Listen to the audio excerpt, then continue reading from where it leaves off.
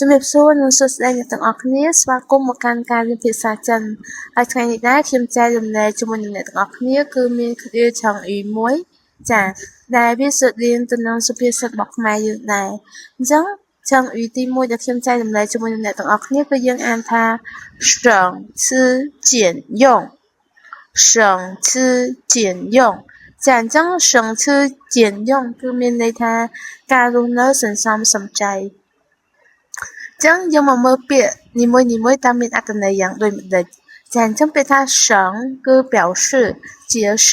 ចាអញ្ចឹងពាក្យថា省នឹងឯងគឺមានន័យថាការសន្សំចាចំណែកពាក្យ吃ចា表示饮食方面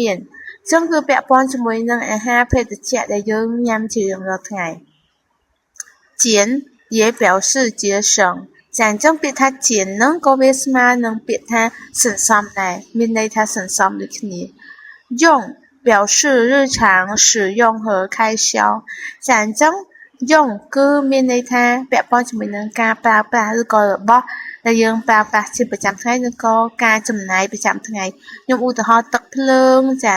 របស់ដែលយើងត្រូវចាយវាត្រូវទិញអីទាំងអស់ហ្នឹងការចំណាយអីផ្សេងៗអាហ្នឹងគឺសំដៅទៅលើបែបហ្នឹងឯងអញ្ចឹងអត្ថន័យពេញរបស់វាគឺមានន័យថាម៉េចចាអញ្ចឹង在这方面非常节省在用方面非常节省គឺមានន័យថាសំដៅទៅលើការហូបចុកការប្រើប្រាស់របស់របរដូចជាការចំណាយអីផ្សេងៗហ្នឹងគឺមានការសន្សំសំចៃខ្លាំងចា用ឧទាហរណ៍父母省吃俭用只希望孩子将来有更好的生活比如父母省吃俭用只希望孩子将来有更好的生活ចឹងឪពុកម្ដាយសន្សំសំចៃឬក៏រស់នៅសន្សំសំចៃគឺគ្រាន់តែសង្ឃឹមថាថ្ងៃអនាគតកូនរបស់គាត់នឹងមានជីវភាពនិងការរស់នៅល្អប្រសើរចា